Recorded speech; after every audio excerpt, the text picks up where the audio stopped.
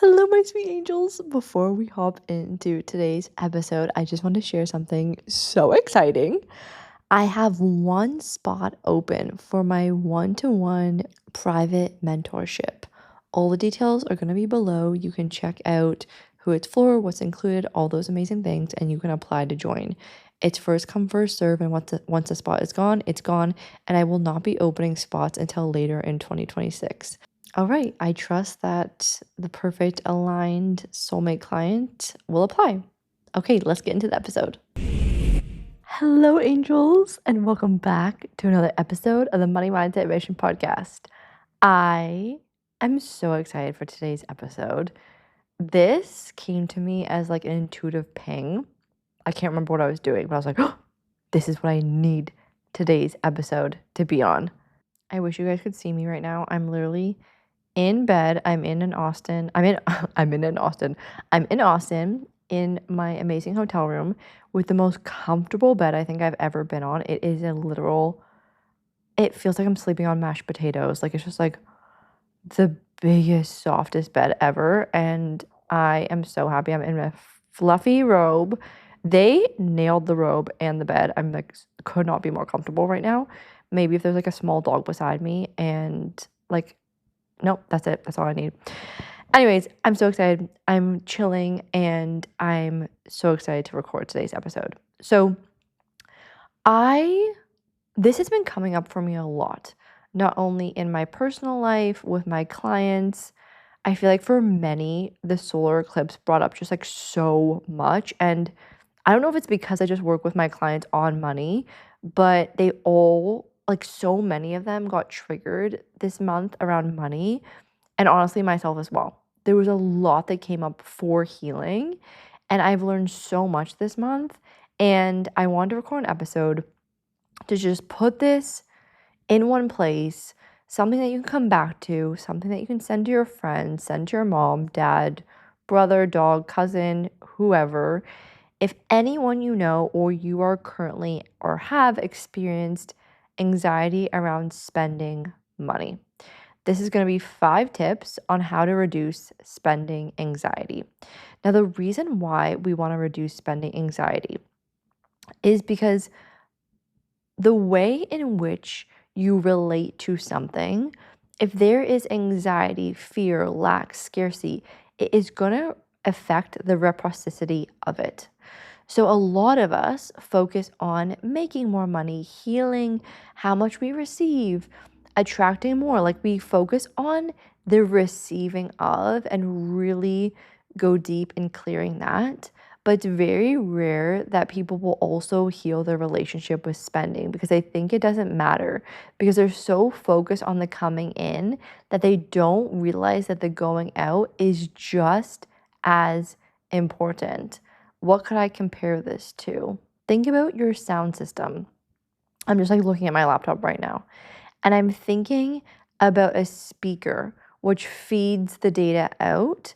The thing that you play from the speaker is the music. So if the music is low quality, the speaker cannot be good quality, right? The input has to match the output for there to be like a 2 thumbs up.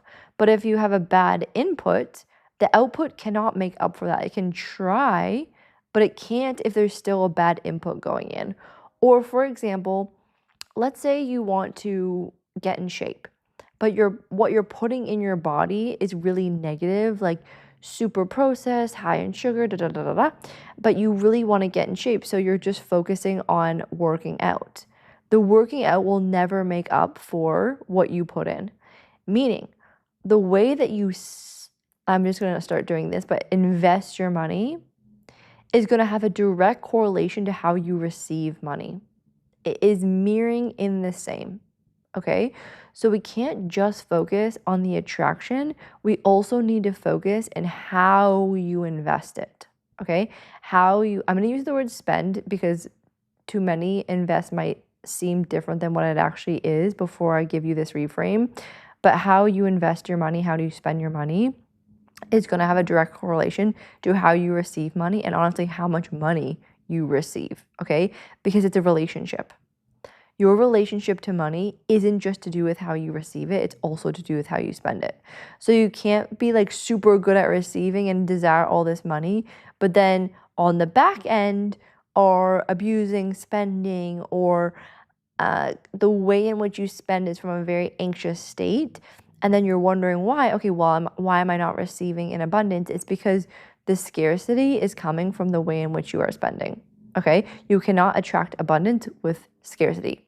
So the way in which you spend has to be in abundance, and the way that you receive will then match that abundance. Does that make sense? I hope that makes sense. Okay, so I have 5 tips here on how to heal your relationship with spending in order to attract more money. Okay, tip number 1 is how you speak about money. So when you say spending money, think about what that word actually implies.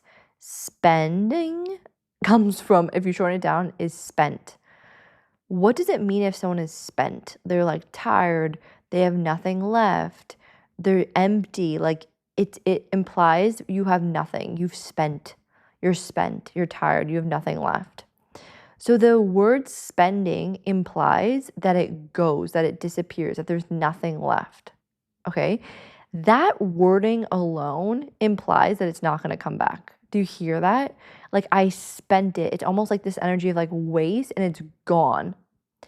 And if you don't see money as an energy and just as a piece of paper, which it's not, then yeah, it would make sense that when you spend money, it's gone. But what many people, except not you and I, don't realize is that money is just an energy. It is an energetic exchange. And because of that, money is always in circulation. Meaning, money and exchanging money is truly an investment. There's no limit to the amount of money in this world. There's no limit to energy. Money and energy do have no limits. Okay? So there's no such thing as spending money. There's only investing money. There's only inflow and outflow. That's the only thing that exists. Money is a continual, forever, infinite transmutation and infinite exchange. So it's really an exchange. You are giving something and receiving something. And what I want you to really look at is, what is the value that you are investing in? What is the value that you are exchanging? This is very important. We're going to come to this in the future point. But when you are investing, when you are purchasing something, I want you to really focus on the value, and reframe all of your language to I am investing. This is not spending, this is investing. Okay? And I'm skipping ahead here. I'm skipping to tip number 2, is the way in which the energy in which you invest in something will directly mirror how it gets reciprocated back to you. Okay? Because the law of reciprocity states that whatever you invest in comes back. It's literally a law. There is a law, there's a universal law. These universal laws also govern gravity. These universal laws are like the law of attraction, law of divine compensation, all these things. The law of reciprocity states, which is true 100% of the time, that what you invest in comes back. Okay? But I've noticed in my practice that there's massive nuance to this. It's the energy behind what you invest in will get mirrored back. It's very important. So when you are investing in something from a place of abundance, it comes back. But when you invest in something out of scarcity, FOMO, obligation, fear, that also comes back, but in more scarcity, FOMO, obligation, and fear.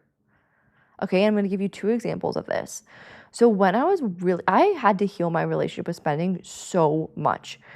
Growing up, I grew up in a household where I would actually get in trouble for spending, and so would my dad. And so I always had to like hide things and lie about how much things cost, because if we didn't, then we would get in trouble. And so when I started earning money, I did not spend anything. Like, I would book myself and I would compromise my livelihood to like save a buck. Okay, that sounds really intense. I wouldn't compromise my livelihood sounds really intense, but I remember a few instances, like, for example, when I went to Mexico, I booked, like, a pretty cheap place, and when I walked in there, it, like, stunk really bad of these cleaning chemicals. The bed was literally a rock, and I just thought to myself, like, "Marley, you can afford to stay somewhere nice.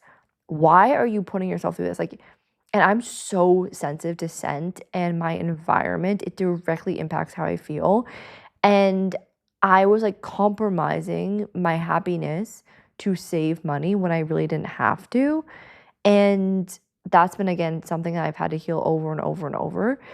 I'm thinking about something else that, oh, yes, I would, like, book these, like, cheap flights, but then I would have to drive, like, get a rental car. I remember I would fly to Vegas from Toronto because it was way more, I'm gonna say the word, like, cheaper than to fly to Los Angeles.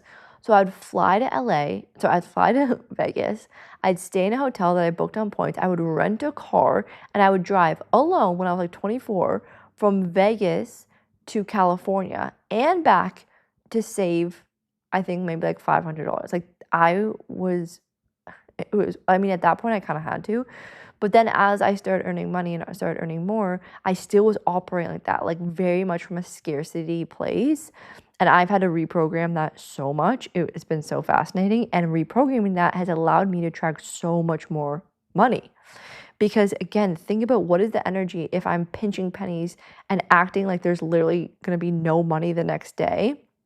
Then money's like, okay, if she doesn't trust in abundance, if she's acting out of scarcity, we're just going to mirror that, right? So I was stuck in that loop for a while. But then once I healed that and reprogrammed that, then it like opened the floodgates to abundance. And another example, when I started investing out of abundance, it was my first class flight. I will never forget it. I was flying home, or no, I was flying from Cape Town, actually, funny enough, back to Austin. And this was my first business class flight. I say first class, I'm so used to saying first class, but it was business class. And I was like, oh my gosh, okay. This is scary. I have fear, but it feels so right. Like it doesn't feel, if I check in and I really check in on the energy, does this feel like I'm doing this because I have to, out of obligation, out of fear? Am I investing out of this a place of like, this is so pleasurable, this would be so much fun, I would love this so much, and I can do this. Like it feels aligned. Is it scary to do because I've never done it before? Yes. But do I trust? And is it coming from a really aligned place?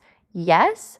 So I clicked buy, and then when I landed I had a layover in Washington. I landed in Washington. I opened up my phone and I have payment notifications for every time people submit payments. And I will never forget it. I opened up my phone and I started laughing in the lounge because the exact payments that I had while I was on my flight paid for my flight. And I was like, okay, I'm starting to understand that when you invest out of abundance, it truly comes back. Another story. I feel like the Fendi bag story is quite iconic here on the podcast. I was at a layover at Doha at the airport, and I have always wanted a Fendi bag. It was always my dream, my Carrie Bradshaw moment. I always wanted a Fendi bag. It was just like my dream. Anyways, I go into Fendi, not thinking anything, and I look at this bag. I put it over my shoulders, like, I need this bag. And I was in a launch, and I was like, okay, if I sell a pay in full client while I'm at this while I'm at this layover, then I will buy this bag. And I remember I was like talking to Dr. Teki, and she's like, do not trust money at all. Like, what do you mean you're gonna? And I was like, oh, you're so right. And I was like, I'm gonna trust in money to reciprocate itself. And I'm gonna do this as an experiment. And I'm just gonna buy this bag because it feels, again, it's from such a place of abundance. I've always wanted it. I can do it. And is it a little bit scary? Yes, but I'm gonna do it because I'm like so lit up by this.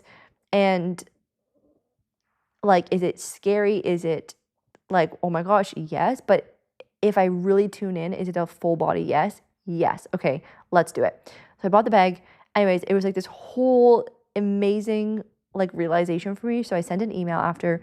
And by the way, I share these stories only because for me, I learned so well through examples and like experiences. So I hope this is helpful. I sent out an email. thinking, just, I didn't sell it, wasn't at all, just talking about this experience, how I trusted money, da da da. I can't even remember what the email said. And then someone responded back saying like, oh my gosh, Freedom Club is my Fendi bag. And I was like, anyways, boop, boop, boop. And then she paid in full and it paid for the bag. It was so wild. Like, anyways, so just what I'm trying to drill home here is I want you to tune in before you invest and ask, is this a whole body hell yes? How am I investing in this thing? Is it out of scarcity? Is it fear? Is it out of FOMO? Is it out of urgency? Is it feeling like you should? Or is it like, oh my gosh, this is a whole body hell yes. Yes, it's a little bit scary, but it's in alignment with my higher self. It is in alignment with where I want to go. It is in alignment with what I value. It is in alignment with my vision. And that's what I want you to check in on. Is this a whole body hell yes? Or is this coming from like a human ego state of needing validation? And I talk to a lot of people who want to join my programs, and I will hear all the time like they worked with other coaches and they regretted it. And upon, asking more questions, it usually comes from a place where they knew that it wasn't really the right fit, but they did it anyways because they were hoping to prove themselves wrong, or like almost needing that thing to save them, or was using that investment as a way to like make them feel better about something.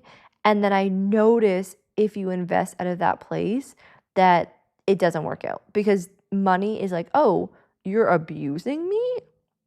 Then I'm going to go spend my time with someone who loves me and trusts me. And that's the key. Okay, tip number, oh my gosh, I've totally lost track. 1, 2, 3, 4 is I want you to notice your patterns and fears when it comes to spending and what the thoughts are and what the beliefs are when it comes to spending. So what I was noticing when I was investing in things, it gave me anxiety. Like I would just, every time I would spend, it gave me anxiety, gave me fear. And even if I had the money to pay for it, I was still experiencing anxiety. So I was like, what is going on? And when I uncovered, and I actually did a clear the fear of spending, this changed so much for me. That's why I literally put it in the app, because it came back to me being a child and getting in trouble for spending and having to hide how much I spent, or if my dad bought something for me or we went out and bought something together, we had to lie about it. And so now, because I was programmed to fear spending, I've had to do work now to heal that wound.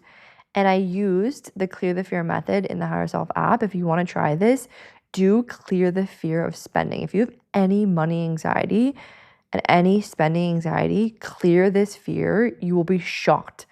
It's like black and white. Like one day you're fearing spending money, and the next you're just feeling so peaceful, so in alignment. And the interesting thing about this is I've had to clear this at like every new level. So my spending like comfort zone has obviously stretched. The more money you earn, it's actually like Pareto's law, whatever that thing is like then you start spending more. So I've had to like create this new comfort zone with how much I'm outflowing. And everything is always from an aligned place. But as you hire more team members and as your business grows and blah, blah, blah, blah, blah, like the outflows increase. And I've had to do a lot of reprogramming around having that feel so safe, because I'm at this era in my business where I do need to invest and I want to invest to grow, but it doesn't help if I'm having anxiety every time that happens. So I've been doing a lot of reprogramming on that, and it's been helping so much. And I literally did a clearing last Monday on this, and I did a clearing around money using the Clear the Fear method. And literally the next day, I wrote an email about this to my email list. The next day, I had a $25,000 cash day. Crazy. So anyways, if you're having any sort of anxiety, that is the evidence and proof that it does impact how much you receive. So make sure that if there's any fear on the outflow, to heal that, because it impacts the inflow. Okay. And then our final tip, I'm going to go over all the tips because I've kind of been like bouncing around. I haven't like labeled everyone. But the final tip is really just notice your language around pricing. okay? Because this will flare up your anxiety around spending. So if you're going around saying that's expensive, whoa, that's a lot, that, I can't afford that, things like this will aggravate and flare up your money around spending. So what I want you to do is I want you to reframe the words, because people spend, and people actually like love spending money. It's actually not about the price, it's whether or not you think that is worth it. If the value of the thing that you're buying is worth it, you'll probably invest in it. You probably will. But if it's not, then it will become expensive. It will feel like a lot, like da da da da da. And that's why at the beginning of this, I said that I always want you to think about your exchanging your money as value. So if you see something and you notice, okay, like for example, I had a situation this morning. I really wanted a matcha latte. Actually, this is what inspired this entire episode, and this is such a full circle moment. So I really want a matcha. It's 3 p.m. and I'm exhausted. I'm having jet lag. Like, I need a matcha immediately, and I do not feel like walking to get it because I'm so freaking tired. And the walk was 25 minutes one way. So I was like, right, let me go on Uber Eats. And click, click, click, ordering my matcha, checkout, and it's $20 US for a matcha. I'm like, that's so interesting. And I looked at it and I was like, that's not worth it to me. Like, the value of what I would get versus the investment is not worth it. Can I afford technically to pay $20 for this matcha? Sure. Like do I have $20 in my bank account? Yes. But is it worth it? No. It's really not. Like, I was like, no, I'm not going to pay $20 for a matcha. Okay. Let's say I'm in a dire situation where I don't know, I can't figure out how that would ever be worth it, but I'm sure there would be a situation where I would pay $20 for a matcha. Okay, let's say this is when it would be worth it.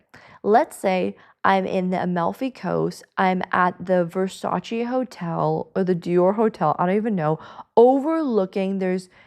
I'm overlooking yachts, I'm sitting with a celebrity, and then I see the matcha is $20. I'd be like, hell yeah, so worth it. The experience of everything, the value here is so worth it.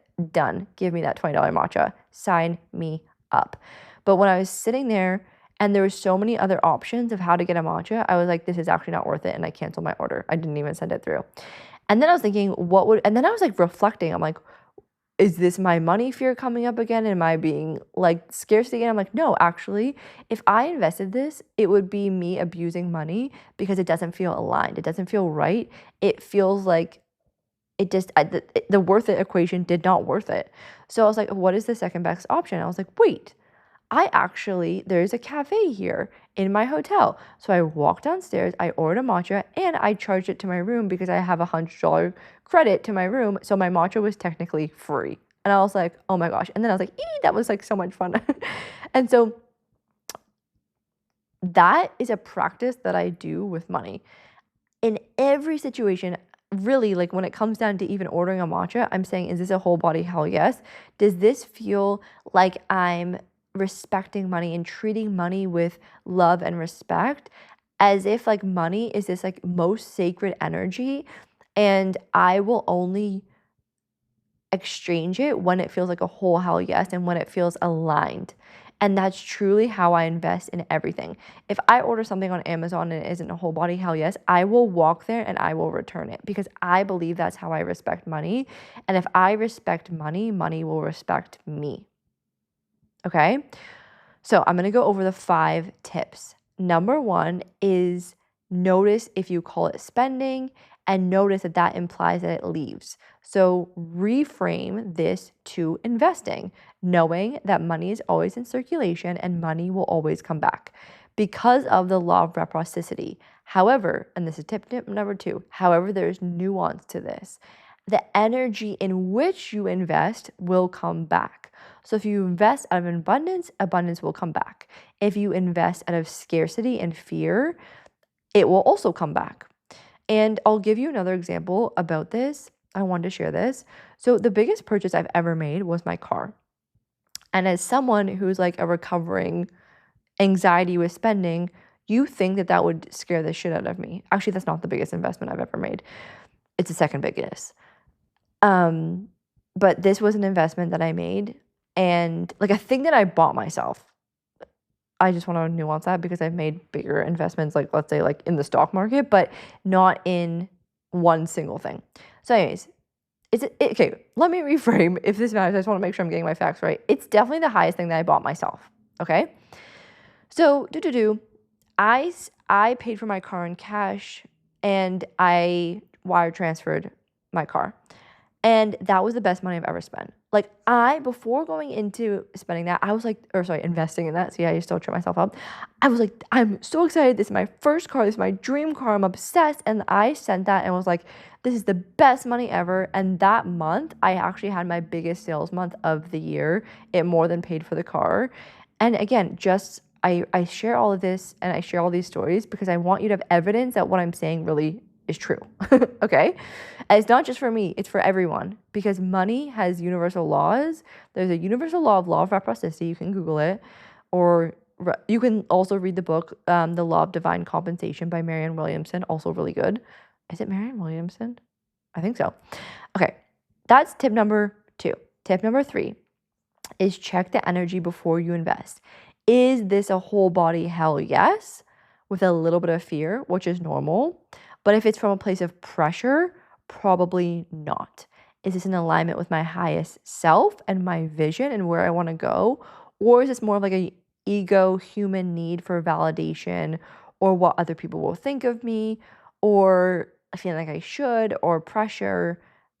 Then that will impact how you receive money back. Tip number 4 is notice the patterns and your fears around spending. I'm just going to keep using this word because it implies the fear. So again, a lot of us focus on how much we earn and none of us are focusing on the outflow of it. So notice, what are the fears? What are the feelings behind it? What are the limiting beliefs? What is the scarcity? What was your pattern growing up around investing, right? What did you learn? And whatever you find that there are these underlying fears, clear them using the clear the fear method. I shared my story about how I cleared mine and had $25,000 sales day the next day. Tip number 5 is notice your language. Are you using the word expensive? That's a lot because that will flare up your spending anxiety. So instead, use the word invest or I don't value this purchase right now. It puts you back in control, or I don't see the value. And that's fine. Someone will. Like, for example, someone looks at a piece of art and they're like, this is the most beautiful thing I've ever seen. I'm going to pay $5 million for that. And it's like literally one dot on a piece of canvas. I personally don't value that. I'm like, I don't get it. So I wouldn't invest in that. They value that. So it's really to do with what you value, right? And again, a bonus tip, as I said, whenever you're investing, just think of what is the value. And notice, okay, I don't value that, and that's okay. That is totally okay. For example, me and my boyfriend also value very different things. Like we both value food, so we both invest in food, but I'm trying to think of something that he doesn't value. Okay, purses. He will never understand buying designer bags. He's like, I don't get it. But of course, he never has to wear a designer bag. I love a designer bag, so I value that. So I bought myself a Fendi bag, right? He's like, I don't get it. I would buy like 1,000 tennis rackets because he values tennis. So we all have different values and we all have different things, okay? And I really want you to heal this relationship in which you inflow and outflow the energy of money. That's why I'm here, and that's what I love to do. Okay, I love you guys so much. The biggest takeaways from this is all the steps I shared. And if you want to clear your spending on a subconscious level, which you need to do if you have any anxiety around it, because you want to attract more, go into the Higher Self app and just do the track, clear your fear or anxiety around spending. Okay, I love you guys so much. I'm going to give you a forehead kiss. Mwah! I'll see you guys next one. Love you. Bye. Hey, before you go, would you love a free track that will clear any blocks to manifest what you desire?